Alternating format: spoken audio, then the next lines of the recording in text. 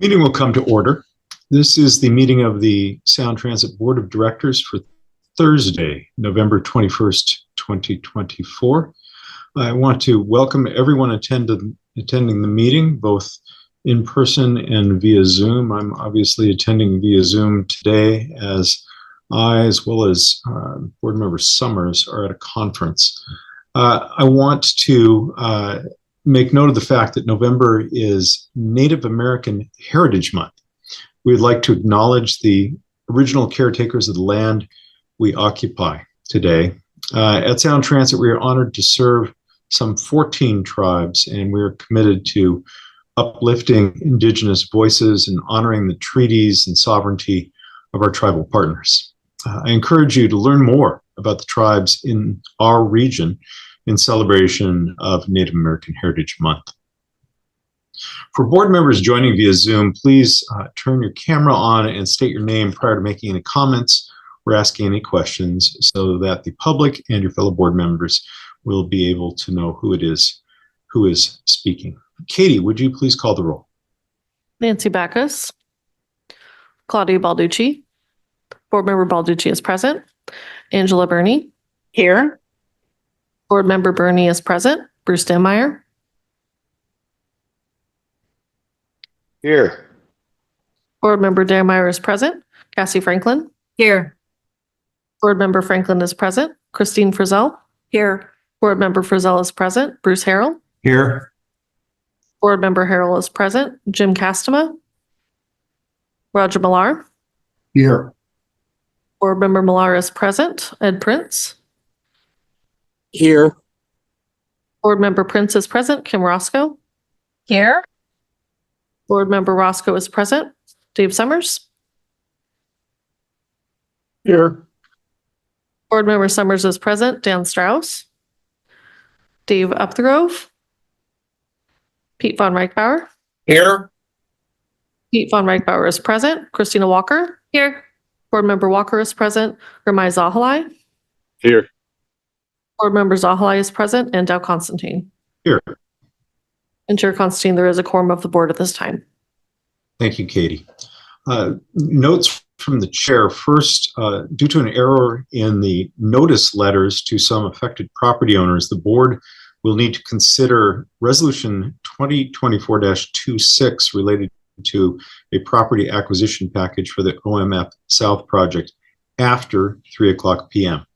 If there are no objections, I will remove the item from the consent agenda and we will consider that item separately after 3:00 p.m. If necessary, we will recess and hold this item until that time, but continue with the rest of the agenda as listed.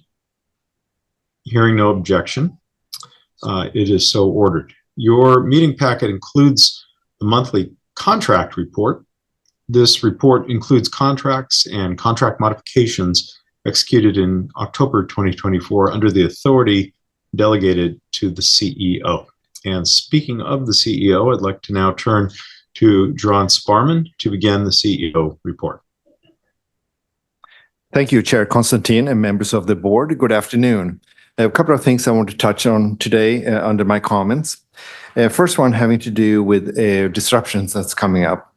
As a reminder to the board and the public, we have a planned service disruption on December 7th and 8th in order to repair the overhead power system just north of the University of Washington station. Once repairs are complete, trains will once again be able to go full speed through that stretch after roughly 2 months of having been limited to only 5 miles per hour due to damage that the OCS system, the overhead catenary system, had experienced. Due to the location of the work and the nearest track crossovers, this particular disruption will be different and more complex than we've had before. The number 1 line will be split into 3 segments, with 1 train segment running Linwood to the University District, a 2nd line running from the University District to Capitol Hill, and a 3rd line running from Capitol Hill to Angle Lake. Anyone traveling the entirety of the line from Linwood to anywhere south of the Capitol Hill will need to transfer twice, as an example. To make sure we minimize disruptions to the public, we also plan to run a supplementary bus bridge on top of the train service between the University District and the Capitol Hill stations. And that is so we can provide that extra capacity through the system, especially that segment that has the lowest train frequency as part of this disruption. We will have another opportunity at the December Ridership and Experience Committee to flag this disruption and describe it again a final time for all riders before the work gets underway in early December. And we, of course, hope to have trains running back at full speed as quickly as we can after this work has been completed. This is also a good time to remind us all that more EastLink tie-in work at this Chinatown International District Station will be occurring in the new year, with 3 weekend closures of downtown stations and service impacts similar to what we did over the Veterans Day weekend. And again, just to remind everybody, this is so that the EastLink systems work, that those systems can be spliced in properly into the line 1 so that we're ready for for service operating across the I-90 bridge in late 25. We do recognize that this work is a high level of disruption, but all of it is, of course, in the service of making sure we have a state of good repair in our system and preparing, as I said, to make that connection across the lake, which will allow us to double the service levels between downtown and Loonwood, as well as connecting Seattle to the east side. Winter is the least bad time to do this, as ridership tends to be a bit lower. Major civic events are at their fewest, and we also do really want to get ahead of major Washington State Department of Transportation construction on I-5 that begins in March. So it's really important to get this work done so that when the washout work starts on I-5, we have the maximum capacity on the line 1 for travelers going to and from the north. Next item, this is a quick item just to touch on the board annual program review that has been posted online. As you know, this year's edition was shared with the board recently via email, and it's also available on the Sound Transit website. For those of you who really want to sort of see the high-level information, the report begins with a graphical executive summary that we call At a Glance. It summarizes financial capacity, key accomplishments, key issues, as well as challenges, together with what we're actually doing about those challenges as well going forward. And we try to highlight the key benefits that the agency is delivering to the communities throughout our region. Please, to board members, please reach out to us with any questions, concerns, or discussions if you wish to have more additional information on any of the items in this report. Next item, I just want to thank the board for your leadership and willingness to accelerate the budget process this year. As you know, in past years, the process would have final approval at the very last board meeting of the year, always introducing some risk with the lateness of that formal decision. And as we know, so many other jurisdictions are also doing their annual budgets at the same time. It is always helpful to be a month ahead and to provide this appropriate stability and certainty for ourselves and our partner agencies. So again, thank you to the board for all your focus and timeliness and willingness to let us accelerate our budget schedule this year so that we're actually finishing a month earlier. My next and last item is I want to touch very quickly on the at-grade crossing report that you will see later at the agenda today. So the team has been working on this safety improvement program quite a bit, and it is, of course, in direct response to the board's direction to effectively work on at-grade safety issues, both in Rainier Valley and at the system at large. So in the interest of time, my comments here will be very brief. I want to acknowledge a couple of key things. There is urgency in advancing this work. I am pleased with the outcome so far, but we have a lot more work to do, including some challenging issues. Second, I want to make it clear that this presentation will focus on treatments and solutions that Sound Transit both can influence and control. We will continue to work closely with and dialogue with our partners to study broader treatments that will actually require deep interagency partnerships within the right-of-way to fully execute. And I'm actually looking forward to much more detailed discussion later in the agenda today. And that concludes my comments. So unless there's any questions on me, I will turn this back to Chair Constantine. Do board members have any questions of the CEO?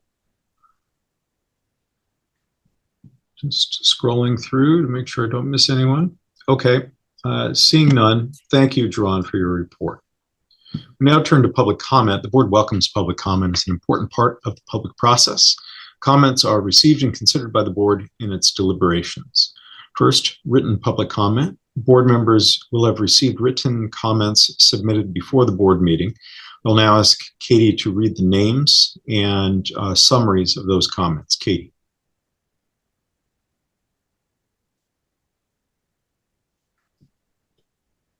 Thank you. I apologize. I'm having a little bit of an issue with my computer. Okay. The board received comments from William Condon, who submitted a letter urging the board to cease the planning for a new Ballard to downtown environmental impact statement, from two unnamed commenters expressing support towards a construction concept for the Chinatown International District Station proposed by Nick Sattel and Seattle Subway, suggesting to restructure the existing station, from Marilyn Kennel, who provided a link to the Regional Transit Colleagues Alternative Final Environmental Impact Statement to Sound Transit's West Seattle Link Extension Light Rail Plan to assist the board with assessing advantages and disadvantages of the project, and asked to focus resources on enhancing bus rapid transit or the no-build option. From Kyle Jacobson and Jade Smith, expressing concerns that the Fifth Avenue shallow diagonal alternative for the Ballard Link Extension would harm the neighborhood's core and connectivity, and urging a solution that enhances transit access without disrupting its cultural, commercial, and residential character. And from Stephen Fessler, urging the board to move forward on selecting the Fifth Avenue shallow diagonal alternative option and further evaluate the Fourth Avenue South alternative for the Chinatown International District Station, and reiterated other issues that had been brought to the board's attention recently regarding allocation of funding for rider experience, state legislative action requests with permitting, lifting the cap on the levy lid, improving methods to catch non-payment of MVET/car registration fees, options to increase debt capacity, and lastly, urging the board to recognize the necessity of ST3 realignment in light of federal funding cuts and unaffordable costs. Right, and then we turn to verbal public comment. Before we take verbal public comment, I want to review the ground rules for in-person and virtual verbal comment. All comments must be germane to the agenda items. Speakers should not make introductory statements and should avoid derogatory remarks, profanity, or personal attacks. Speakers should also refrain from comments related to a political campaign or statements for or against a candidate or a ballot measure. Speakers should not engage in conduct that disrupts, disturbs, or otherwise impedes the orderly conduct of this meeting, including conduct not germane to the board's agenda or work. This is the only warning speakers will receive. If these rules are not followed, I will ask for the microphone to be turned off and appreciate your adherence to these rules. Katie, how many folks do we have signed up for verbal public comment today? We have a total of 11 people. We have 7 people signed up for in-person public comment and 4 virtual commenters. Okay. So everyone will have 2 minutes then. And we will begin with in-person comment from folks who are present in the Ruth Fisher boardroom. Katie, you will call people based on the order in which they signed up to speak. Please go ahead. The first 3 people that signed up to speak are Connie So, Brian Chow, and Kathleen Berry Johnson. Please come forward. And please press the button on your microphone to turn it on.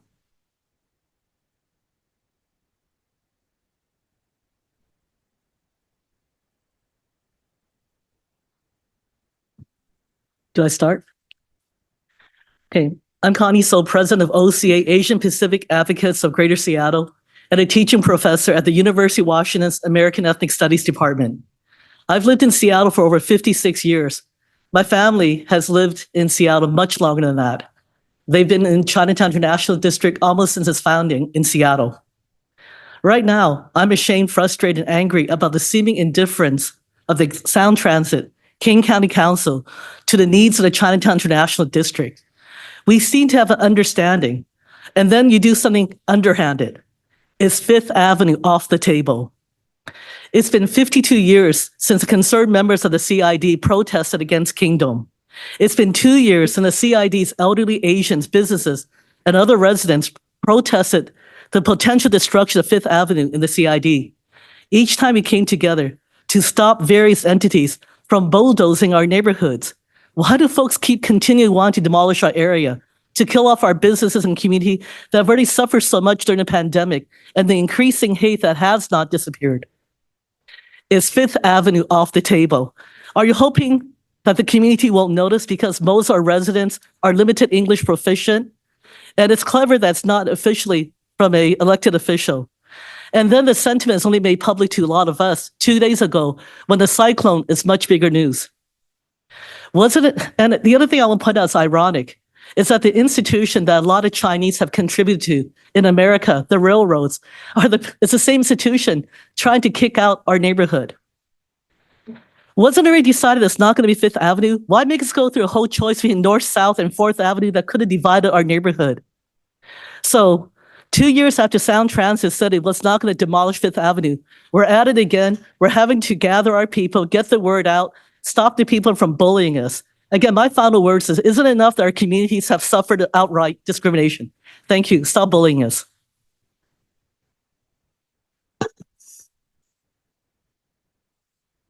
Hi, I'm Brian Chow from Zhonghua Benevolent Association of Washington State and co-founder of Transit Equity for All. A history lesson. 2019, CID, Pioneer Square, and Soto are given the choice of 4th Avenue or 5th Avenue for a light rail station. 2022, we choose 4th Avenue through 5,100 DEIS comments. Mayor Harrells says 5th Avenue is culturally infeasible to build and won't be. 2023, north and south of CID are pushed on us, although the majority supports 4th Avenue. The city and Sound Transit start a campaign of single narrative exploitation, which is uplifting the few that agree with them. Last week, 5th Avenue Diagonal is resurrected. The moral of the story, cattle chutes let cattle walk calmly to the slaughtering area. When they resist, cattle prods get them back in. That's what Sound Transit feels like, a cattle chute leading us to slaughter. Thank you.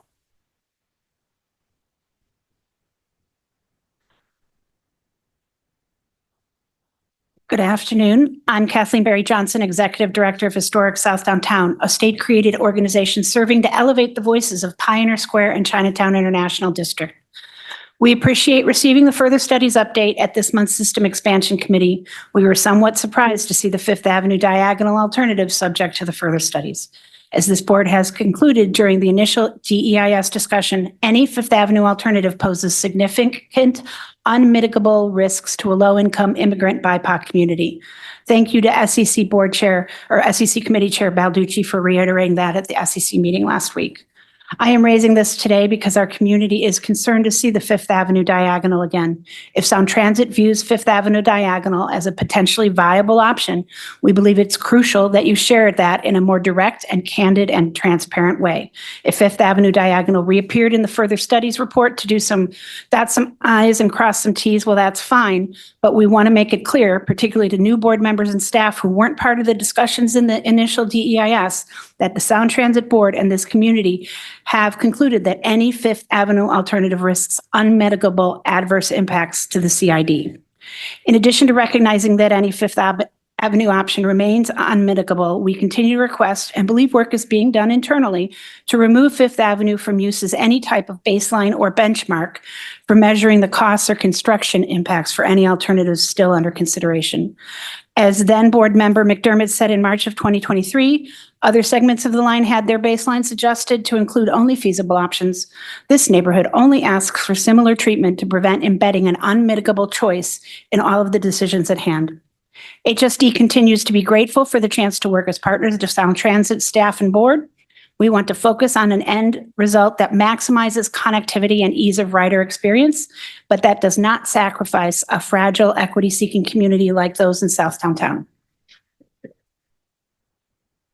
The next three people who signed up to speak are Daisy Quinn, Betty Lau, and Paul Wu.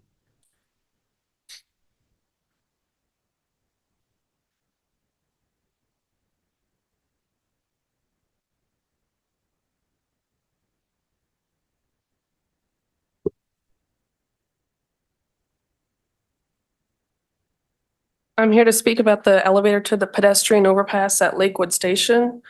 Sound Transit has a reputation for frequently dealing with broken elevators and escalators, and it's true. But it's also true that you work hard to get most of them quickly fixed, almost like a game of whack-a-mole. That's why it's so frustrating that the elevator at Lakewood Station has been out of service for around 2 months. Oh, I meant 2.5 years. I have difficulty using stairs, and climbing them at the station over and over is exhausting and time consuming. The elevator being out of service has even caused me to miss my train twice when I was running late. For a long time, I assumed this was a temporary issue and naively believed it would be fixed at some point. But as the weeks turned into months, it became clear that the elevator at Lakewood Station has completely fallen through the cracks. Over 2 years without a repair isn't just an exception, it's a failure and far beyond reasonable. This elevator must be repaired, not later, not eventually, but now, and I'm going to keep coming back to these meetings until it is fixed. Thank you.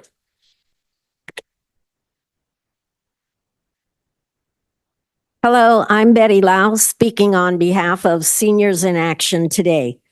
These seniors number over 1,300 living in a dozen low-income buildings in Chinatown, Japantown, and Nikkei Manor. None speak English well. Here's what the Fifth Avenue Diagonal Plan means for them. Barriers to getting around the neighborhood, haul trucks, roadblocks, ditches, torn up streetscapes, limited access to Hing Park, planks in the way of wheelchairs, walkers, and cane users.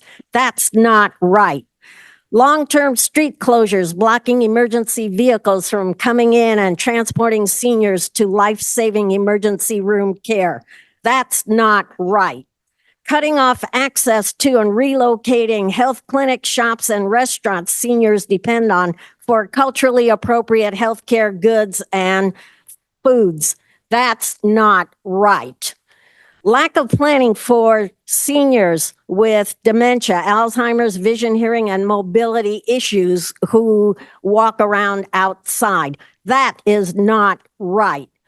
Therefore, Seniors in Action is adamantly opposed to any and all of the Fifth Avenue South alternatives, which was promised to us by the mayor that it was infeasible to build. You must find another way that does not destroy the quality of life for seniors, businesses, and visitors in Chinatown, Japantown, and Little Saigon. Thank you.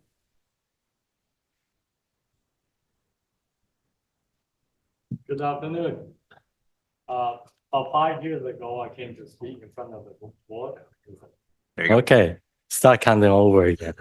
Good afternoon. Yeah, it was 5 years ago when I first spoke to the board. At that time, we were presented with two options, basically the Fifth Avenue and the Fourth Avenue, shallow and deep. At that time, the community get together, we vehemently and steadfastly rejected the Fifth Avenue option. So the board came back after millions of dollars spent on studies, come back with north and south options, which doesn't really work in my point of view. So I come to you today to implore you to make the right decision for the district. This project will last beyond you and I. And you don't want people to come back and comment on how bad a decision we may be making. So do your conscience. I implore you to vote with your conscience. Fourth Avenue is the better choice. It created a transit hub for this whole district. So again, I got some time left. Friends of Chinatown, Seattle has 450 members. Most of us drive to this area to shop, to eat, and visit elders. So to us, this transit link is very important, and I really wish you make the right decision. It was claimed that the Fourth Avenue option is difficult to build, but just remember, if we can send a man to the moon, we can do this. Thank you. Still time left. Good afternoon. The last person signed up for in-person comment is Amy Chen Lozano.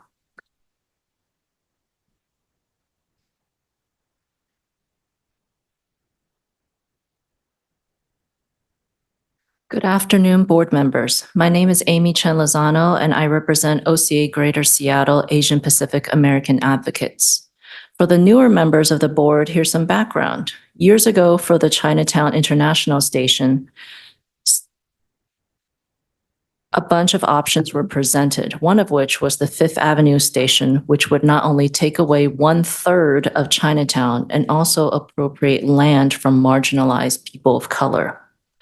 The community unanimously rejected the Fifth Avenue option, and we were assured repeatedly by Sound Transit board members and staff that the Fifth Avenue was off the table. Many of us are here today because despite being told that Fifth Avenue was not an option, that it was culturally infeasible, the Sound Transit staff continues to study Fifth Avenue and also blog about their progress. Chinatowns are disappearing across the country, embattled by neglect and anti-Asian hate crimes. These are also the same marginalized neighborhoods often bookmarked for upheavals of transportation projects and devastating urban planning. Seattle's Chinatown International District is over a century old and the last Chinatown in the state of Washington. Sadly, the Washington Trust of Historic Preservation selected CID as one of the most endangered places in Washington and in the U.S. Mayor Harrell, in the March 2023 Sound Transit Board meeting, you declared Chinatown International District as a gem of a neighborhood and pledged your support in preserving our community. We need your help. We need you to make good on that promise.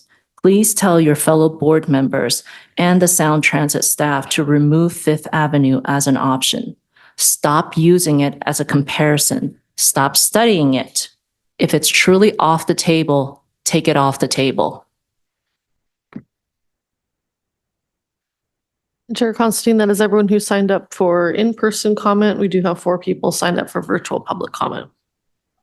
So if you're commenting via Zoom, when your name is called, please raise your hand using the raise hand feature in Zoom. You'll receive a message that will allow you to unmute yourself and when your name is called, and then you'll need to unmute yourself to provide your testimony. And if by chance you are joining by telephone, you'll need to press *9. That's *9 on your phone so you can be identified. Katie, please go ahead. The first person signed up to speak is Martin Westerman. And if you are calling in, please press *9 to raise your hand. And please accept the notice to unmute your telephone. Please go ahead. Good afternoon, ladies and gentlemen. And at the risk of sounding uncharitable, I'm wondering who among you on this board will show the courage to finally declare that the emperor has no clothes. In this case, the emperor is the West Seattle Link extension and its booster-in-chief, the chairman of this board. Your constituents voted in 2016 to improve transit and study light rail. Yet nearly all of the ST3 money that they approved 8 years ago has been spent on studies and presentations, with precious little spent to help Metro Transit improve rapid ride routes. Those studies, the DEIS and the FEIS, both say there is no advantage to building the West Seattle Light Rail Link. It will not improve transit times. It will not improve ridership. It will not reduce traffic congestion. It will not carry any more passengers in 2042 than buses carry today. But it will cost $7 billion, 3 times more than the cost voters approved. It will do irreparable damage to the environment from the CID to West Seattle. It will pollute our air for 80 years. It will cause significant economic harm, and it will set back housing and equity by up to 10 years. The agency you manage will spend $1.3 million per rider on opening day in 2032 to get each passenger on that train. That money will only take passengers to SoDo. Your agency will have to spend another $2 to $5 billion to connect SoDo with downtown by rail. It makes me wonder, especially for council members Strauss and Harrell, where you think Sound Transit will get the additional $12 billion it needs to study and build the Ballard to SLU light rail segment. 4 years ago, your board chairman said his major focus was on climate. This light rail project will harm the climate, but that apparently is not the chairman's focus anymore. So, despite you board members knowing all this, you appear ready to throw $7 billion at this project anyway. Your constituents want to know who here has the courage to finally just say, the emperor has no clothes. Maybe you can just Sorry, say sir, your time's you up. voted. Thank you. Can I continue? One more sentence? No. Katie, go ahead. All right. It's been a lot of fun. The next person who signed up to speak is Joe Kunstler. And please accept the notice to unmute your microphone. Please go ahead. Oh, thank you, Court Katie. It's always a privilege and honor to address the Sound Transit Board. I'm a huge supporter of Sound Transit. And if West Seattle doesn't want Link, I'm sure we could put it somewhere else where people love Sound Transit. Because there's a lot of people who love Sound Transit because Sound Transit gets stuff done. But sadly, I have to call in about something else. There is a motion before you today that I find very concerning as someone who uses other transit systems. And and the motion is M2024-71. I want you to strike the line requesting that the board partner with the legislature in eliminating the prohibition on competing for state grant funds. You, Sound Transit, have unique revenue tools that no other transit agency has. I don't know who is asking for this, other than Alex Saldano, who we have to keep reminding of this fact. You need to hire somebody smarter as well, because quite frankly, I'm getting a little sick and tired every single year having to call you guys and remind you that Little Skagit Transit doesn't have the ability to have an MVET. Little Everett Transit doesn't have an MVET. All these little agencies, they need to state grant funds. And if you jump in that pot, it's taking money away from us. And then we can't connect to you. And we love you. And we want Sound Transit to grow. We want, Karen Kitsis to throw more touchdown passes. We want Dow Constantine catching more touchdown passes. And that's before he goes to University of Washington as his next president. But go bow down to Dow. But I will say, with 15 seconds left to go, I'm so thankful for Sound Transit because Sound Transit provides quality services. And clearly, you need a new legislative director, and I'd like to nominate myself because unlike Alex O'Donnell, I don't need to be told every single year, stop picking on the little people. Go Sound Transit. Thank you. The next person who signed up to comment is Marilyn Kennel. Please accept the notice to unmute your microphone, and please go ahead. We know that the final EIS disclosed that the West Seattle Link Extension Light Rail is now going to be $7 billion. We have an alternative EIS that it has viable, cost-effective solutions and options that the board, that Sound Transit should have given consideration to in their EIS. We also object to West Seattle Light Rail, not only because it's way over budget, but it will significantly and negatively impact West Seattle's economy, environment, services, and social fabric. Poor neighborhoods will suffer disproportionately. Even if Sound Transit were to push out the timeline and find the funding needed, the West Seattle Light Rail would have more disadvantages than advantages. My abiding and profound concern is for our natural environment. We cannot afford to accelerate climate change by destroying acres of trees. And we object to the massive amounts of greenhouse gas that light rail construction will generate. Thank you. And the last person signed up for virtual public comment is Kathy H.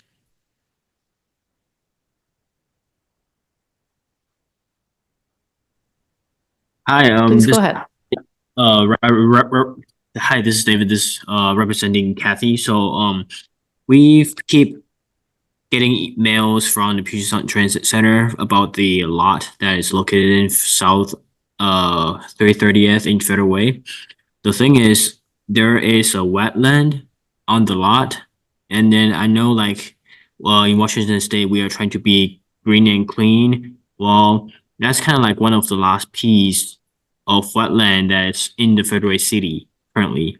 And then it's not the first time Puget Sound, the transit has asked us to get access to the land, which we reply like, no, you cannot access the land, but we are willing to give you the documents because we have the documents ready, but you guys didn't want the documents.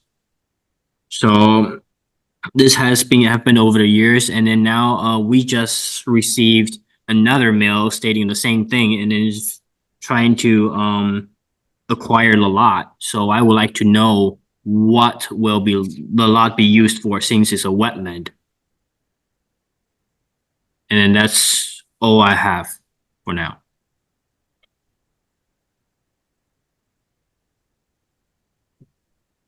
And Chair Constantine, that is everyone who signed up to provide comment at today's meeting. All right, with that, the public hearing is closed, and that takes us to business items, starting with the consent agenda.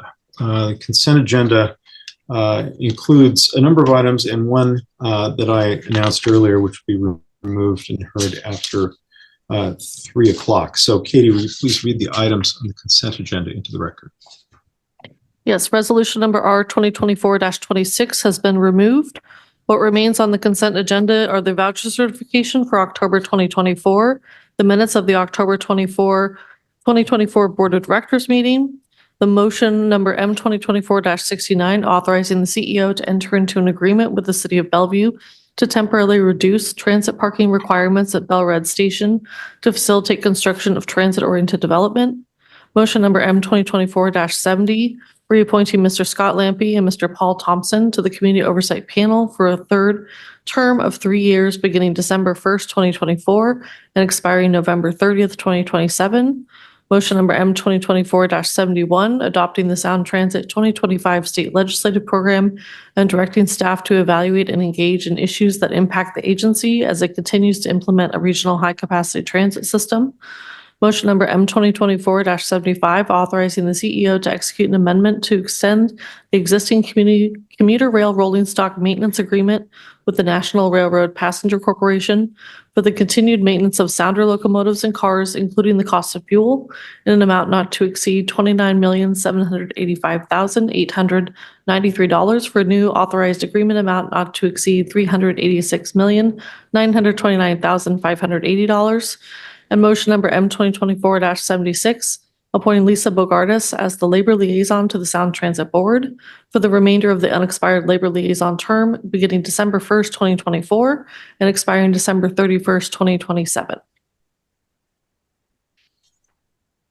All right, and Katie, just for clarification, did you include the minutes of the previous board meeting in the consent agenda? Yes, the consent agenda includes the minutes for the October 24th, 2024 Board of Directors meeting. Thank you. The chair would entertain a motion to approve the consent agenda. Board Member Millar. Yes, I don't know whether we need to pull it for me to be able to abstain. That's just a process thing, but as a cabinet officer, it's not appropriate for me to vote for the legislative agenda for Sound Transit. So if the record can reflect that I'm abstaining, I'd be happy to keep it in consent. If we need to pull it to have why don't we remove that item and then take it up separately immediately after the consent agenda, okay? Yeah, I appreciate it. Appreciate it. All right. So that's 2024-71, Katie, correct? It's motion M 2024-71, correct. Okay, now, is there a motion to approve the consent agenda as modified? This is Cassie, so moved. It's been moved. Is there a second? Second, All right. Walker. All those, thank Wait. you, Board Member Walker. All those in favor of the consent agenda, Chair, please indicate by. I'm sorry, point of order. Yes. Yes, please go ahead. This is Balducci. Can I just confirm that we pulled our 2024-26? Yes, we Okay, did. thank you. And it was not read into the record. All those in favor say aye. Aye. Aye. Aye. Those opposed say no. Consent agenda is adopted. We'll now entertain a motion to approve motion 2024-71, which has already been read into the record. This is the legislative agenda. So moved. And that was Board Walker. Member Walker. Okay, thank you. Is there a second? Second, Frizzell. All right, thank you. It's been moved and seconded. Is there any further discussion on this item? Hearing none, all those in favor say aye. Aye. Aye. Those opposed say no. By your vote, motion 2024-71 is adopted. That brings us now to resolution 2024-25, and I'd like to ask Ryan Fisher, Executive Director of Finance, to begin the staff presentation on the 2025 budget.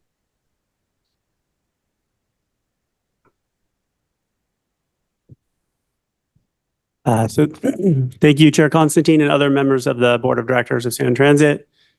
As mentioned, we're here today as the last step in our process to request that the board approve our 2025 proposed budget and transit improvement plan. Next slide, please. So this resolution, R 2024-25, has already been recommended by the Finance and Audit Committee earlier this morning to adopt the 2025 proposed budget and transit improvement plan. I will also walk through some of the earlier steps we've taken to get to this point. Next slide, please. So we came to the Finance and Audit Committee in October, as well as the full board. We went through an overview of our long-range financial plan projections in the Finance and Audit Committee. We also presented a very detailed presentation around our proposed 2025 budget and transit improvement plan. Later in October, we also had a public hearing for both our budget and property tax. We also requested that the board approve our property tax levy for the next year, which they did approve in October. In November, we went to each subsequent board committee, who have then reviewed their portions of the budget and their purview in extensive details. We've answered all of those questions up to this point. They have also forwarded and recommended their portions of the budget on to the Finance and Audit Committee, who have then consolidated the budget and forwarded it on to the full board today for approval. Next slide, please. Just as a reminder of the different portions of our budget and what each committee has under their purview. The Rider Experience and Operations Committee has reviewed the modal operating budgets for various operating of Link, Sounder, Regional Express, and Tacoma Link. Additionally, they reviewed the enhancement, state of good repair, and administrative project requests, as well as other expenditures. The System Expansion Committee has reviewed the system expansion project budgets for Link, Sounder, Regional Express, Stride. The Executive Committee has reviewed the budgets for system expansion projects other, as well as our debt service budget. And then the Finance and Audit Committee reviewed the entire budget and recommended and forwarded it on today. Today, we will go and just recap at a very high level the total amounts in our proposed 2025 budget and transit improvement plan as the last step in our process. Next slide, please. So now we're going to review at a very high level those numbers. Next slide, please. First, just to mention a few key takeaways. Our capital spending curve, one thing we'll see this year as the ST2 projects are either entering revenue service or nearing entering revenue service, we'll see a little bit of a decline in terms of the Link capital spending for the ST2 projects in construction. We'll see a little bit of an increase for projects in planning as they enter further planning stages We'll see much more spending on STRIDE as a lot of the elements of the STRIDE project enter construction or begin construction next year. On our operating costs, including security and our Fair Ambassador program, the increases there are really increased in line with the increased service as we have a full year of Linwood Link next year, a full year of our Starter Line 2 next year. Additionally, we open our downtown Redmond Link service and our full East Link. And then just to note that we are drawing down about 2/3 or a majority of our remaining TIFIA loans, both from some of the rules that exist around those TIFIA loans in terms of substantial completion, but also to optimize the future financing before we enter our next period of peak construction later this decade. This is always part of our long-term financial plan. Next slide, please. So now we'll just recap the revenues and funding sources real quick. If you go to the next slide, please. Overall here, our 2025 proposed budget, those blue bars that you see there on the left are the total amounts in the budget, while the bars on the right indicate the percent change from 24 forecasts. If it's green, it's an increase, and if it's red, it's a decrease. The total budget is increasing about 34%, but the majority of that is due to that TIFIA loan drawdown that you see there at the bottom. Taxes being the biggest portion of our typical funding source from a year-to-year basis are up about 4% next year. Year-to-date in 24, we've seen a little bit of a decrease over 23 year-to-date. Last 2 months of collections, though, we've seen a slight uptick bounce back to growth, and we anticipate that continuing into 25. For our fare revenues, those are an increase in line with the increased ridership associated with a full year of Linwood Link, Starter Line 2, and then the opening of downtown Redmond and full East Link next year. On our grants, that's a decrease. That was expected, but that's mostly due to the SD2 projects as we draw down the remaining amounts on those grants as they've either been completed or nearing completion. On our investments, it's a slight decrease from our 24-year forecast. While we expect a slightly bigger cash balance from those TIFIA loan drawdowns, we do expect a little bit lower interest rates as the Fed has already dropped interest rates about 75 basis points. We expect a further drop next year. And then lastly, on those TIFIA loans at the bottom there, I mentioned that earlier, that's the drawdown for our East Link, Linwood Link, and downtown Redmond loans. Next slide, please. So we'll go into the uses of funds. And if you go to the next slide before I go to a very similar chart that we showed on the sources, I just want to comment, there's one revision that has come through the Rider Experience and Operations Committee since the full board saw the budget in October. And that's for our project management information system. This was a TAG recommendation, and due to the timing of our board or our budget creation over the summer internally and the onboarding of Deputy CEO Terry Mestis, after they were able to do the due diligence to really understand what it was going to take to implement this system, we were already into the budget process with the Finance and Audit Committee and Board in October. So it has now been a revision to this budget, and the Rider Experience and Operations Committee has approved this. And what it does is it adds about $9.1 million to our annual project budget, an additional $1.5 million to our other category for the annual software licensing costs. If you go to the next slide, I'll show you where that shows up in the total uses. This slide is very similar to the total sources that I showed you. Those blue bars there show the total uses for 2025 proposed budget, while the bars on the right show the percent increase over 2024 forecast. I'll note that those two blue asterisks there are where that $9.1 million and $1.5 million respectively show up for the project management information system. Just a few highlights of our total uses in our proposed budget. You see there on the system expansion, that's a 2% increase over 2024 forecast. And again, underlying that, the key takeaways are we'll see a lot more spending for I-405 BRT, SR522 BRT, and then beginning construction of the BRT maintenance base. On the modal operating budget, it's about 29% higher than our 24 year-end forecast. However, the main thing that's driving that, again, is that additional service. We have a full year of Linwood Link next year with the Starter Line 2, as well as opening the downtown Redmond. If you looked at our service hours for Link, they'd be up about a little bit over 32%, roughly about a third year over year. So that's really what's driving that increase in the modal operations budget. On the service projects budget, the majority of the increase year over year is driven by that project management information system that I mentioned earlier, as well as additional dollars for a South Warehouse facility project, Sounder vehicle overhaul program, and our agency oversight programmatic work. Our debt service budget is expected to increase for a couple different reasons. One, because of the additional TIFIA loan drawdown and the interest rates associated with that, but also we are currently estimating to retire our last variable rate bond of about $75 million, and that's what's really drawing or really contributing to the year-over-year increase. On the administrative support budget, that's general administration and project overhead expenses, and that's roughly flat year over year. It's up about 0.3%. Lastly, on the other and contingency, that funds contingency for our modal operations budget. The fees we pay on tax collections in relation to our sales tax collection, in addition to amortization of leases and software as a service. So that's why you see a blue asterisk. That's where the licensing costs for the project management information system are showing up. Next slide, please.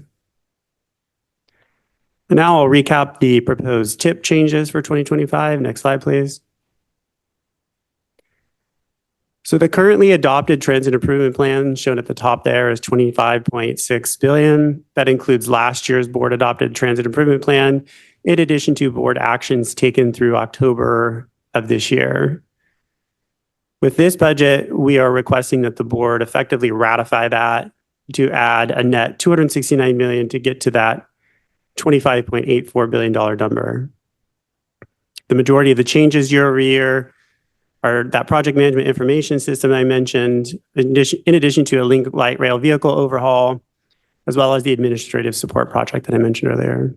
The biggest project decreasing is the administrative capital project, as those expenses are now allocated to other areas of our budget. Next slide, please. And now, lastly, I'll just recap the timeline where we've come and where we are today. If you go to the next slide, please. You'll see that, again, we started in October, the Finance and Audit Committee. We had the public hearing. We came to the full board and reviewed all of this in extensive detail there. In addition, we went to each individual committee with further details on each portion of the budget. And here we are today after the Finance and Audit Committee has recommended this full board to the budget today for the board for adoption, excuse me. If you go to the next slide, please, that concludes my presentation. And again, I'm happy and thankful for the board for going through this a little more condensed process this year and asking all the extensive questions that they've been able to ask. I appreciate it. And I'm happy to answer any more questions that you have. Thank you, Ryan. Do board members have questions?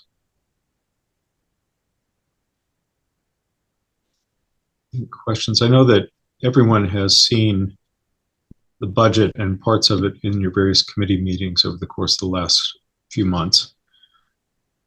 All right, then. Mr. Chair, Dameyer. Please go ahead. Just one question, just following up on some of the public comment. I want to make sure that the state of good repair number has adequate funding for the vertical conveyances improvements and service to increase reliability. That's a good question, Board Member Dameyer. We, in fact, do have a full program for vertical transportation modernization that is fully funded for next year and the entire transit improvement plan.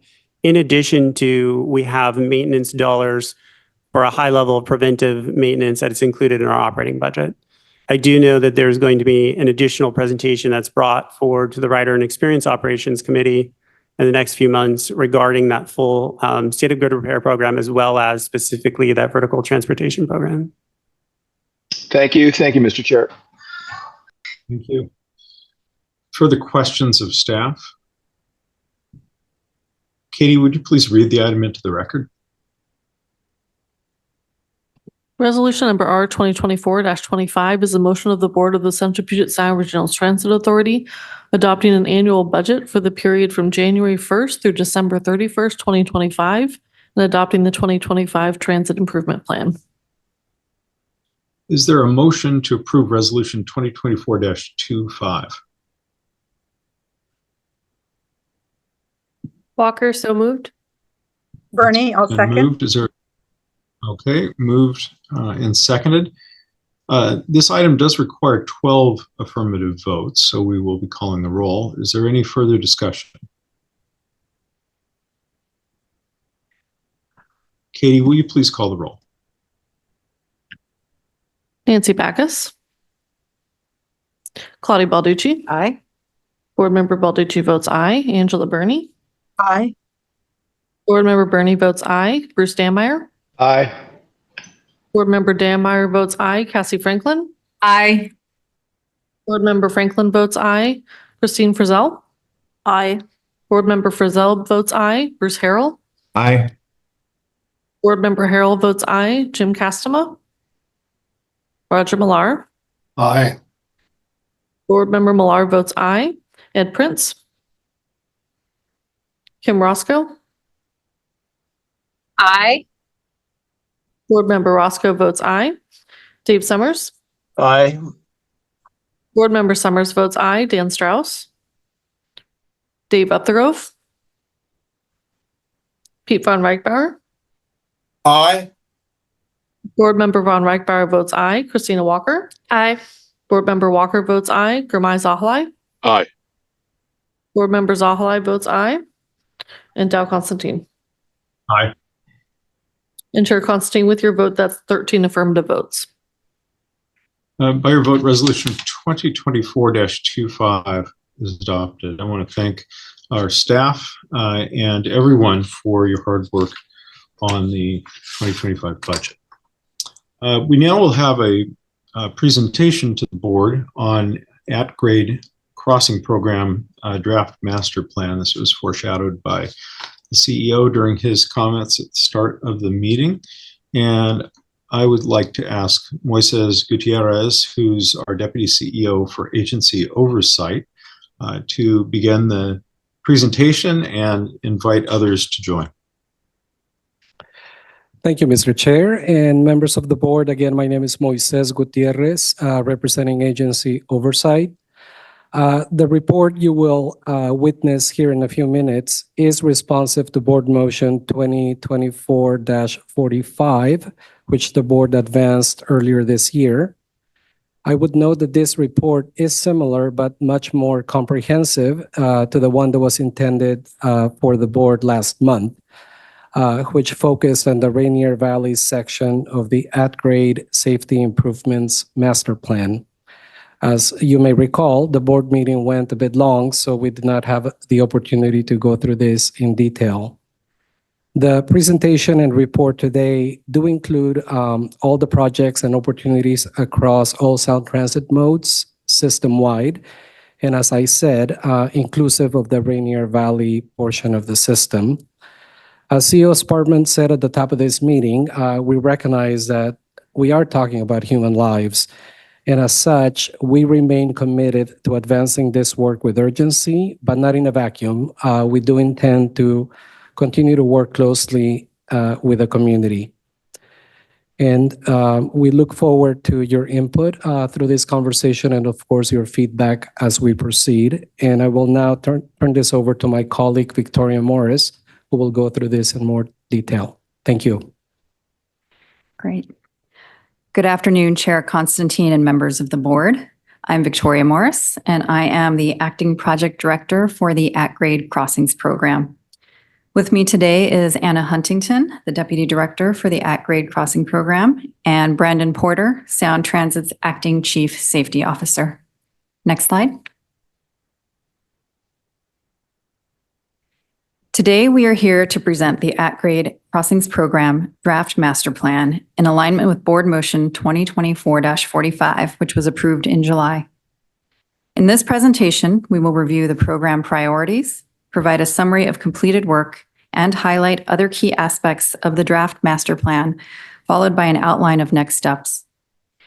I want to stress again that we fully understand the critical urgency of this work. While working on this draft master plan, we have also been continuing to accelerate efforts to move the project work forward as quickly as possible while we continue to engage the community on these efforts. Next slide. The at-grade crossing program was launched in 2021, and the scope includes all current and future planned link lines and the Sound Transit-owned Lakewood subdivision on which Sounder operates. However, safety enhancements in the Rainier Valley are a priority and have been the initial focus of the program, as this area has had the highest concentration of at-grade incidents since link service began in 2009. 5 program priorities have been developed to guide the focus and development of the program while ensuring the program remains adaptable to changing data trends. These priorities align with the agency's mission and values, aiming to enhance safety, reliability, and accessibility while fostering strong community relationships that build trust and ensure a consistently safe experience for all passengers. Next slide. Between 2021 and June 2024, the at-grade crossing program, in partnership with SDOT, completed 9 at-grade crossing enhancement projects in the Rainier Valley. A recent analysis of safety data within the Rainier Valley corridor was conducted to evaluate the impact of these enhancements. Preliminary findings show a reduction in total pedestrian train safety events by approximately 33% and a reduction in total vehicle train safety events by about 3%. Long-term monitoring is required to fully assess the effectiveness of the enhancements, and the final master plan will include updated data. SDOT in particular is a crucial partner regarding the work in the Rainier Valley. SDOT holds the primary authority for implementing significant changes to their roadways and the operation of traffic signal systems. Our partnership with SDOT is essential for continued successful project planning and implementation. This table and additional project information can be found in the appendices of our draft master plan. Next slide.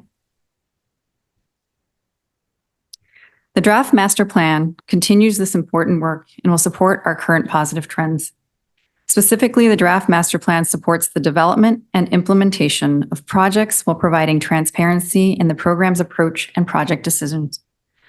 The plan outlines the near and medium-term projects currently in the program, while also emphasizing collaboration with regional partners and addressing long-term considerations. The work to develop this master plan is broken up into 2 phases. Phase 1 encompasses the program's earlier groundwork, with the development of this draft master plan document beginning in July of 2024. This will conclude this month with this presentation to the board today. In Phase 2, the final master plan will integrate feedback from the board we received today, in addition to community feedback and continued coordination with regional partners occurring now and into next year. Next slide. Beyond the completed projects I shared earlier, the master plan currently includes 17 projects presented here and on the next slide.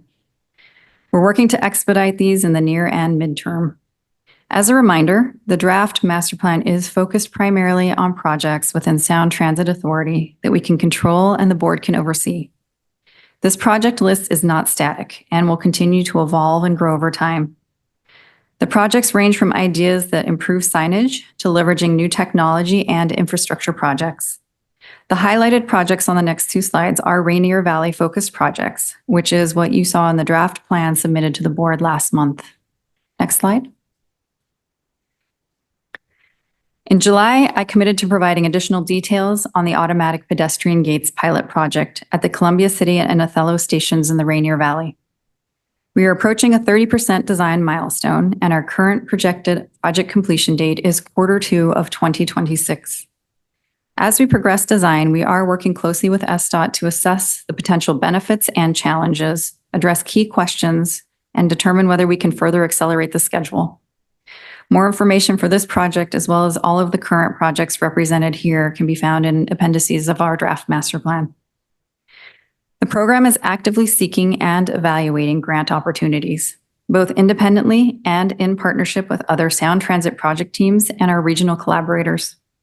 The program has 2 SMART grant projects on our current project list, and we've also applied for grant funding for the Phase 1 pilot automatic pedestrian gates, as well as another train crossing signage projects. The at-grade crossing program currently has a program budget of $13.8 million, and the early estimated cost to implement these corridor projects is 65 to 96 million. These projected costs will be further refined in our phase 2 as the team continues to evaluate delivery methods, project packaging with the goal of expediting work. As project costs are refined and additional information is gathered, the program will return to the board to request additional funding needed to continue to progress these projects. Next slide. Sound Transit relies heavily on its strong partnerships with agencies that hold primary authority and oversee vehicular traffic flow, road safety, and physical infrastructure for vehicles and pedestrians. These partnerships are essential for continued successful project planning and implementation, particularly where the street and transit solutions must integrate seamlessly due to separate infrastructure responsibilities and authorities. Additionally, these partnerships involve coordination on permitting and determination of long-term responsibilities for operations and maintenance, ensuring that both agencies are aligned on sustainable solutions for the future. Beyond technical coordination, Sound Transit has opportunities to collaborate with our regional partners on community outreach efforts. Across Sound Transit, the program coordinates with our other agency departments and projects to ensure alignment and consistency, identifying project efficiencies and streamlining processes, improving service delivery, and minimizing impacts to the public. In addition, the program's direct participation in developing agency standards for at-grade crossings ensures the early adoption of best practices, resulting in smoother implementation. Next slide. So this diagram illustrates the second phase of our two-phased approach for developing the master plan. At a little over 5 months, this phase runs between December and next May.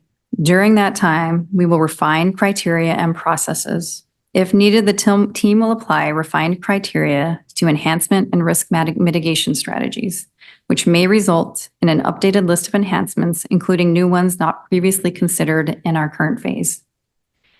We will optimize projects to help streamline delivery. We will also develop detailed costs and finalize the plan to bring back to the board in May of 2025. Throughout this period, a robust round of community engagement, which is represented in the fuchsia line, will occur, including canvassing, social media, and engaging community-based organizations and community partners. Additionally, represented by the green line, we'll be continuing our coordination with our regional partners. Next slide. The program is expanding its communications and outreach plan, building on and enhancing the ongoing communications and engagement Sound Transit has done in these communities. It's focused around 3 key areas: gathering feedback on our draft master plan, which informs the next steps of the program, conducting outreach during project development and construction, and conducting ongoing safety education and awareness, communicating and engaging with the community about at-grade safety. Connecting with people where they are and where they already gather is a key objective. In addition to canvassing businesses and neighborhoods, we plan to host pop-up events in high pedestrian traffic areas. We will also focus on engaging community-based organizations, centering communities of color and other vulnerable populations in our efforts. Teaming with community partners with strong community relationships to reach community members, co-create outreach strategies and messages, and provide in-person engagement opportunities. Translating information into multiple language and visually rich ADA compliant materials and offering interpreter services. Rainier Valley will continue to be a heavy focus, and we will work to make it convenient and accessible for the whole community to provide feedback. Next slide. As far as next steps, we will continue our community engagement. On the right side of the slide is a highlight of some of our key early engagement activities taking place in the next few months. A few others I would like to point out. The Rainier Valley Safety Survey, which wrapped up at the end of October, was a multilingual survey which gathered community feedback both in person and online on the level of awareness and perspectives around different at-grade crossing safety enhancements that have been made in the Rainier Valley, as well as on general perceptions about at-grade safety and how Sound Transit has been communicating with the community. We are also planning a January open house in the Rainier Valley and an online open house to collect further feedback on the draft master plan. In advance of that, we will conduct a lot of in-person outreach in the community to both promote it and to gather feedback from people who may not be able to attend or to go online. These engagement efforts, along with regional partner coordination and feedback received from the board today, will help us inform and shape the final plan, which we plan to bring back before the board in Q2 of 2025. Next slide. Thank you, and that concludes our presentation today. Well, thank you so much for your presentation. As we begin discussion on this, I want to applaud the collaborative work of Sound Transit, Seattle Department of Transportation, and of course the Rainier Valley community to move quickly forward with these actions, as well as the attention to the regional system that connects us all. Safety is a core value and a top priority at Sound Transit, and we must stay focused on continuously improving the safety of our riders and our neighbors in the communities we serve. I strongly support near and midterm actions and solutions that are enhancing safety with expediency. I support moving forward with these efforts as quickly as we can.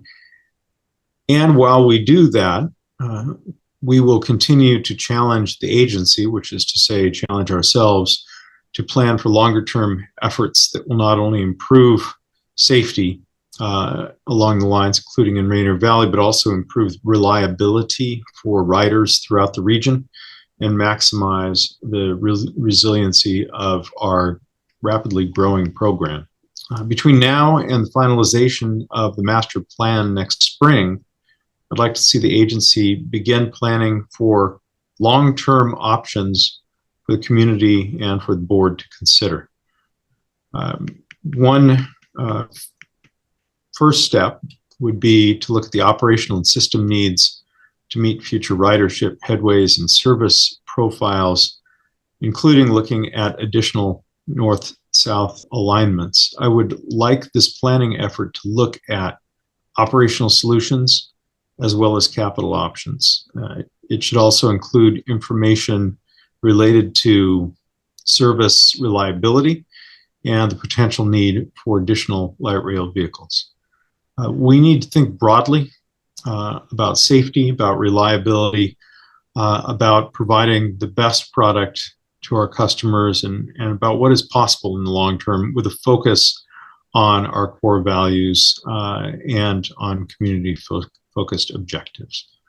I see Board Member Dammeier, you have your hand up. Thank you, Mr. Chair. Victoria, thank you very much for the presentation. Excellent information. On slide 8, you talked about regional partnerships. I'm assuming, but want to confirm, that we have also looked at our national partners, at other transit agencies to see what they have done with at-grade crossings, the safety measures they have in place, and that we're comparing safety measures, broadly across the system. Yes, we are. As a matter of fact, there is a section in the back of our master plan which talks about a peer analysis and does a comparative of how Sound Transit is doing with our other agencies nationally. In addition to that, the program has reached out to various other transit agencies to understand things that they're employing that have been successful and the challenges that they've encountered, and to evaluate the kind of solutions that we might be able to bring back and apply here. Thank you. And additionally, I like the projects, and I like the breakout as to whether you believe it will benefit, vehicles, pedestrians, or both. When you do those projects, are you putting in what you hope the desired effect would be, or the result of that project will yield, and then kind of determining whether it actually did? Are we measuring the effectiveness of these projects? We are measuring the effectiveness of these projects. So we do take a look at the data that we receive from observations, both from the enhancements we've put in place, pilot projects and such, as well as our continuous safety system monitoring. And based on that data, it helps us identify the enhancements and the type of projects we want to put together. And in evaluating all of that, it also helps bring out where we would apply those, whether it's an application to infrastructure or train or pedestrian improvement. And then also on top of that, what the outcome or the effect is and who of those safety areas we are producing effects for. Awesome. Thank you. You're 2 for 2. Let's see if you can bat 1,000. My final question is, when we start up new service and we're kind of getting the community used to whatever that service is and trains moving through, I'm assuming that we've got additional measures that we take at startup that may not necessarily be required long term, but will help keep the community safe and help them learn how the transit system is going to interact in their community. Yes, we do. Okay. Thank you very much. Thank you, Mr. Chair. Thank you. Board Member Zahalai. Thank you, Chair Constantine. Thank you, Director Morris. That was a really, really helpful presentation. Thank you and your entire safety team. It's clear that Sound Transit is taking this issue very seriously, and I appreciate that. I also want to thank CEO Sparman and Chair Constantine for committing to this work. This is really, really important. In the multiple Sound Transit community listening sessions that I've hosted in my district, this is the #1 issue that comes up: pedestrian and traffic safety along that 4-mile stretch of Sound Transit's surface level path through South Seattle. Thank you for taking it seriously, everyone. My question, Director Morris, on the presentation, I saw completed projects, I saw current projects. What I'm not sure that I saw is potential future projects that are maybe on a larger scale than Sound Transit is ready for at this time. Executive Constantine referenced it briefly in his remarks, but those types of long-term projects are going to keep coming up when I hold my listening sessions. Lane reductions, grade separation, pedestrian overpasses. These are things that I'm not necessarily advocating for because I don't know the costs and the trade-offs associated with each of those things. But will the final Rainier Valley Safety Master Plan show that we have done our homework on those things, done a feasibility analysis to really acknowledge them, because they do keep coming up? And so that's the question. What will the final master plan show in terms of potential future long-term changes? Mr. Board Member, this is Moises Gutierrez. I'll go ahead and get started and then see if CEO Sparman has anything to add. You're absolutely right. These improvements are generally within the existing infrastructure and making some enhancements within the existing system, if we will, within those confines. That said, as Chair Constantine noted, we will proceed to look at broader items as you suggest. So we will go ahead and initiate that work, and we'll go ahead and explore what it is that we can communicate here early next year, and what are those items that might take a bit longer. So you are absolutely correct in the need for us to look at this much more broadly, and we'll go ahead and take that up going forward. Thank you. So Chair Constantine, CEO Sparman, if I may just add to that, just to reinforce what Mr. Gutierrez just said, which is that, yes, indeed, we will be looking at those broader, much longer range issues. So the focus initially has been very much on what can we make happen today and in the near-term future to really see some fast improvements to the situation, especially in Rainier Valley, but throughout the whole system. But as Chair Constantine laid out, there's a number of potential optional issues for the longer term, including how do we deal with grade separation issues? How do we deal with improving the speed and effectiveness of the current service we have in all those issues? And we have started some very early planning efforts in terms of how to structure that work. So that is a future phase of work, not directly interrelated with the work that Director Morris described, but it is something we are getting underway in the early part of next year. So much more to come on that. Thank you. Board Member Harrell. Thank you, Chair. A great presentation. I like what I'm seeing, and I really applaud on how you're using the SMART grant safety pilot to extract some data on how to mitigate some of the dangerous behavior. My specific question is regarding these automatic pedestrian gates that were, I think, referenced in slide 7. I imagine there is going to be a great deal of community engagement on how this works, what it does, how it is to be used. Can you share any information on, I don't know what they look like. I don't know exactly what they do, how you're going to go about socializing that with this community, with these various communities. And are there some wins in other states or other cities where these are effective? You made, I think, a reference to it again on one of the slides. I just didn't know too much about that.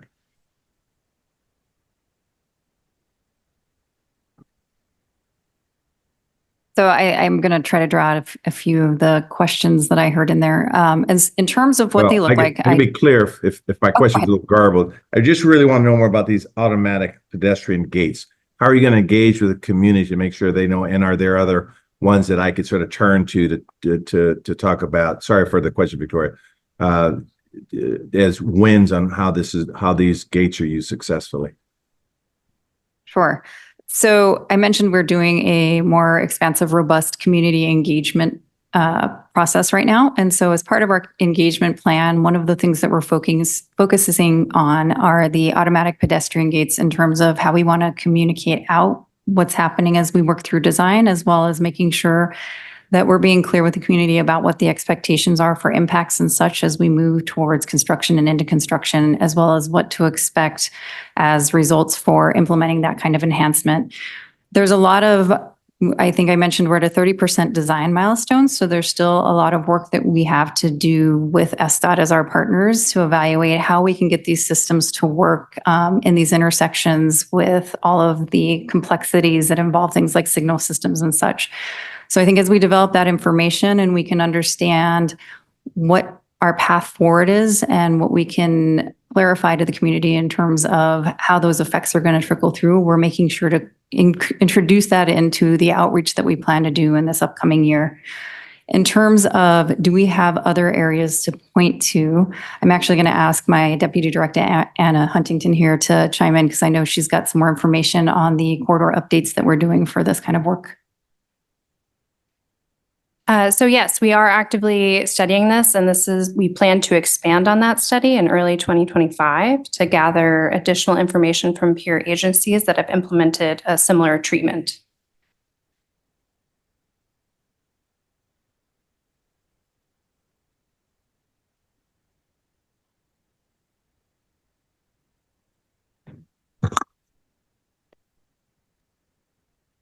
Chair, I don't know if we're ready to move on to the next question. Well, Chair, if I get it looks like he's frozen. More hands up. Yeah. Chair, can I just ask a follow-up to that, please? Yes, my internet froze for a moment, so we'll just try to hang on until the end of the meeting. Go ahead. Just to follow up, I'm being asked this a lot. That's why I was asking you all about it. So I'm not hearing, perhaps this is sort of cutting edge technology and a newer tool that we're exploring our departments with you. I really look forward to the robust community engagement as well. But I was hoping to turn to some, and we could back channel it. Again, I'm being asked these questions. I want to be able to talk about where this kind of safety measure is working. So thank you very much for giving me the information you had. Okay. Any further comments or questions for staff? Chair Balducci. Yes, please go ahead. Thank you. Can you say again where we go from here? This was a very informative presentation, and the way you laid out where we have been, what we are doing now and into the near future, and then sort of some of the things we're considering into the further future. There's obviously a wide variety of approaches that we could still take that are not already on the list. And they range from pedestrian gates, like the mayor was talking about, to redesigning whole intersections, to really big changes to our existing system, and sort of the time and the difficulty and the cost goes up as we consider. So what is it that we are going to do to pull this program together, and what decision points are coming to the board at what time? So in terms of projects, I made mention that our project list that we presented today is not a static list. And so expanding on that, what I wanted to say is right now, this is what we've identified, working through our assessment process and putting together packages. And again, a lot of this comes from our data monitoring as well as our interactions with our community during our outreach, conversations and coordination we're doing with regional partners, as well as input we get from the board. So all of that goes into an assessment tool, if you will, to take a look at the kind of recommendations we want to make and then the projects that we're identifying to take forward. That being said, it's an ever evolving process, meaning a week from now, we could potentially identify a new enhancement or project that's going to go on that list. And then we would work to develop that to understand how long it's going to take us to design and implement and bring that into application. And so the program itself will always have a constantly, if you will, a live list of projects happening. The master plan, the intent of the master plan is to really set the process and the priorities that show the decision-making that we're using to identify those projects while those projects continue to evolve and develop now and through the life of the program. I'm sorry, what was the second part of? What decision is coming to the board and when? So currently we don't have, the decision we have for the board in May will be regarding our project funding. So we will be coming before the board for approval for project funding for the currently identified safety enhancements. Following that, it's likely we would do an annual update where we would come to the board as we identify new projects to identify further budget that we need to implement those. My understanding of what a master plan is that it is a short, medium, long-term plan that then gets adopted somehow. Is that not what we're doing?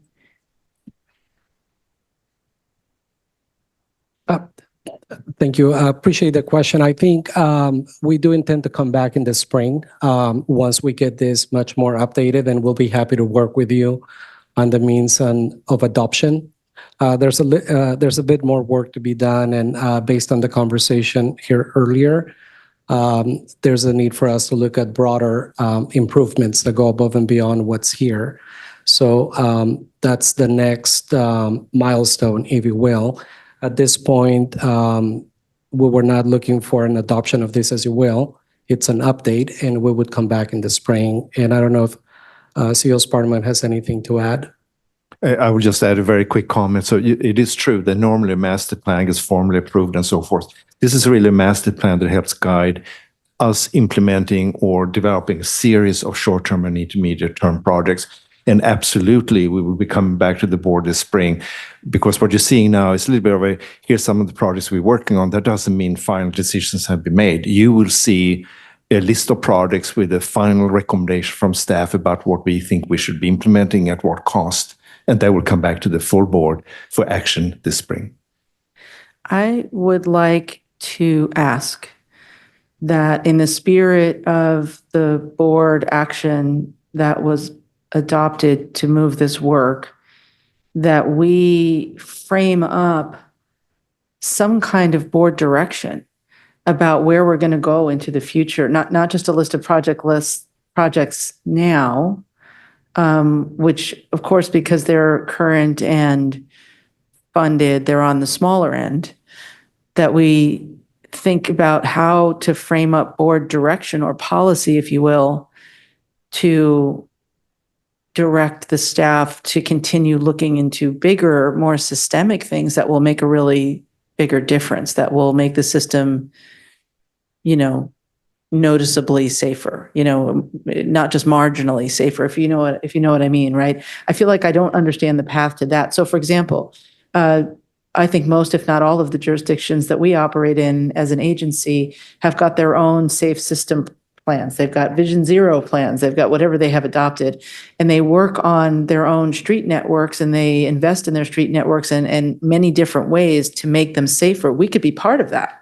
We could be part of that effort. We could partner in the true sense of there could be projects that the cities want to engage in that we also want to engage in, and we could share the planning and the costs and make those areas much safer because there's an interest on both sides of. I want to make sure that we frame up a direction point where the board gets to give direction to for what the next big steps are, because the big steps will be needed, in my view. And I think that's what we were saying when we adopted the resolutions. Thank you. So Chair Constantine, Zero Sparman, again, a very quick response in agreement. So as we talked about earlier, what you've seen today is a lot of focus on the more actionable things that we think we can actually accomplish over the next couple of years, continuing collaborating, of course, with our key partners. And as we know, some of these projects require close coordination and collaboration with the Seattle Department of Transportation. They have permitting authority for what happens within the right of way. So clearly that short-term agenda needs to be hopefully part of the City of Seattle's zero vision going forward. The other thing that we did touch on, and indeed we'll be happy to bring this back to the board, which is, okay, so what is the longer plan agenda? Going back to your comment and the comment several board members made about how we need to make sure we think about the safety for this system for the long term. And that's the more broader, longer term set of planning actions that we are just getting underway. So much more to come on that. And we will make a commitment to bring that back to the board for review and discussion as well. Thank you. Chair, this is Walker. I think that was a, go ahead. So sorry, I'm muted. Please go ahead. Okay, thank you. Just a couple questions. Thank you for all of this work and information. My first question was, I think, right along the lines of what Board Member Balducci was saying about connecting with, I heard you say many times, the partnership with SDOT. I'm very glad to hear that. But in like digging deeper into Vision Zero plans and safe street plans and redesigning intersections, I think that's, as you stated up front, this is the list of things that we have control over, but I think we can't ignore how our system fits into any jurisdiction system. And then I think along those same lines of what's next, obviously our system runs through many other jurisdictions besides SDOT, and we can learn from what you all have done here, but what is the next step with every other jurisdiction? I know at PSRC, there's really a movement to this region-wide safety plan and hopefully, Vision Zero type efforts in every jurisdiction, but we're not there yet either. So I would love to see more of that as we move forward. And then two other maybe sort of technical questions. This list, pages or slides 6 and 7, these are all funded. So, right? Correct. Okay. And so our furthest out date is 2027. So any long range plan assumes that we have these type of projects or these specific projects in our budget? I'm sorry, any long-range plan anticipates? Well, we just approved a budget for 2025, so I'm assuming our long-range plan takes into account 26, 27 safety projects that are on here. Yes, Okay, it does. Great. And then the other thing that maybe I missed or maybe was part of previous work is analysis of, I know we have a lot of numbers around the number of crashes specifically in the Rainier Valley and in other parts of the system. Have we done an analysis of the types of crashes or the age of the people? I'm just not seeing that in this plan, and maybe it's something that was done separately, but it feels like that's an important piece of data in how we approach the next step and what projects we do pay for. Thank you for that question. I'm the Acting Chief Safety Officer, Brandon Porter. So there's been several analysis done as it relates to the collision, especially along the Rainier Valley. Over 90% of our collisions on the Rainier Valley is a result of left turns in front of our trains.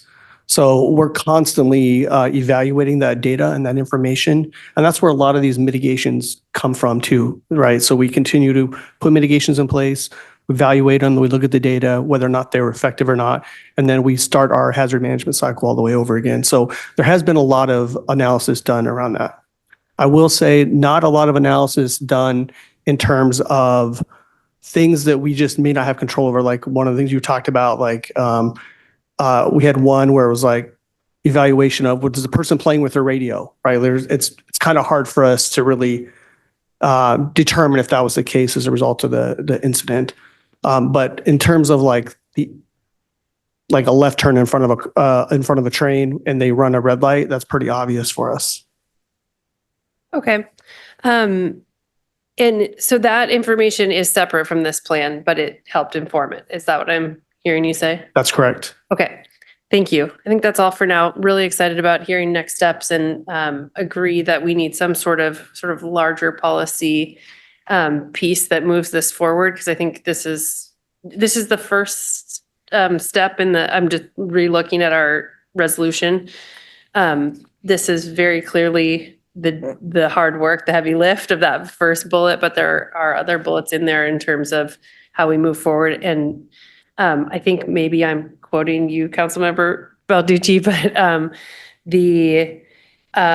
we don't want to have to go back and fix the system we're building now. We want to get it right the first time. So I want to make sure that that is part of the next phase of this work as well. Thank you. Mr. Chair, this is Moises Gutierrez.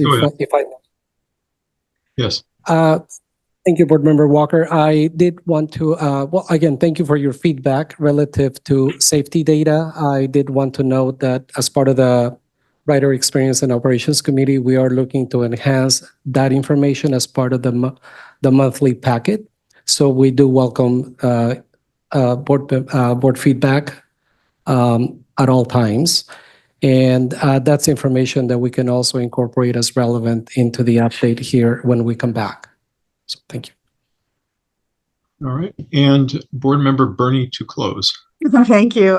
Just really quickly, I had the opportunity to be in Tampa, Florida for National League of Cities, and they have a streetcar, and they appear to have some similar challenges with left turners and other how to make people aware of the coming train. And it was an interesting experience, so I appreciate all the work that the staff is doing. I look forward to seeing more details about the plan to try to mitigate many of those hazards and to do a better job of communicating to make sure we never see any incidents again, which I know how difficult that is. So I just wanted to share that information that I see other cities are having some interesting challenges with creating safe environments. Thanks. Thank you. Thank you to staff for this excellent work, and look forward to our ongoing efforts to create the safest system we possibly can. I will make note of the fact it is now past 3 o'clock, and so as advertised, we are now able to take up the item that we passed over in the consent agenda, which was Resolution 2024-26. It's a property acquisition action. And Katie, were there any additional comments received on this, or are we able to go ahead and read into the record now? There were no additional comments received through the virtual sign up. All right. Would you please read Resolution 2024-26 into the record? Resolution number R 2024-26 is a resolution of the Board of the Central Puget Sound Regional Transit Authority authorizing the Chief Executive Officer to acquire certain real property interests, including acquisition by condemnation to the extent authorized by law, and to reimburse eligible relocation and reestablishment expenses incurred by affected owners and tenants as necessary for the Operations and Maintenance Facility South project. Okay. And I got this slightly out of order, but I am given to understand that Clint Dameron, who's our acting real property director, is available to provide further information on this item, Resolution 2024-26. Good afternoon, Chair Constantine and members of the board. My name is Clint Dameron, and I'm the acting director of real property. With me today is AJ Curcirillo, Real Property Project Manager for the OMF South Project.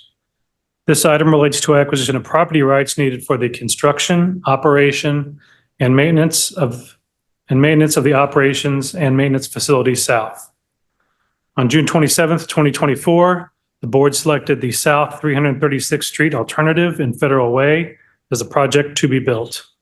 This alternative includes the site of Christian Faith Church, for which the board approved acquisition on September 28, 2023, followed by a possession and use agreement effective July 18, 2024. Shortly thereafter, FTA issued a record of decision on August 7, 2024. This is the third of 5 batches of properties for which we are seeking board approval. This action would authorize acquisition of property rights from 24 properties consisting of 1 partial fee acquisition and a combination of temporary and permanent easements on all 24 properties needed for the project. Thank you, and I'd be happy to answer any questions. Do board members have questions of staff? All right, seeing none, we'll then entertain a motion to approve resolution 2024-26. Chair, I move adoption of resolution number R 2024-26. This is Balducci. Been moved. Is there a second? This is Board Member Bernie. I'll second. Thank you, board member. It's been moved and seconded. Is there further discussion? We did forward this from the System Expansion Committee with the due pass recommendation, and we are happy to do it again.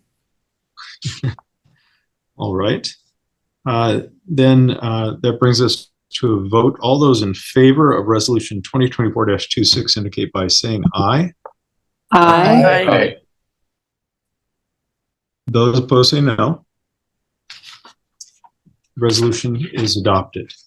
Thank you for that. I'm informed there is no need for an executive session today. In other business, Board Member Balducci, did you have a brief update on the CEO search process? Thank you very much, Chair. I'm happy to report that the CEO search group, composed of board members Summers, Dameyer, and myself, has identified a search firm to find our next CEO. The search firm is Krauthammer and Associates. You may recognize them because they are the search firm that helped us with our search for a deputy CEO of major projects. Next week, the search firm will begin contacting and interviewing regional stakeholders for feedbacks on the profile for the job description, priorities, and qualifications for the position. The search firm is planning to provide community feedback to us at the December board meeting for discussion and for the full board's input on priorities and CEO goals. So we remain committed and on track for posting the position and accepting applications starting in January. That is our update. Thank you. Is there any further business to come before the board today?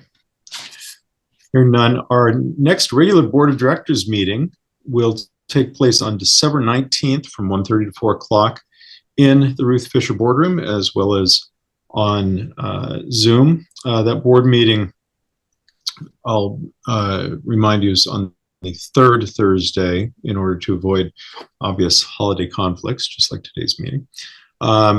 It will take place in person and on Zoom, and it is an opportunity to bid farewell to one or two board members who have been our colleagues here for quite some time.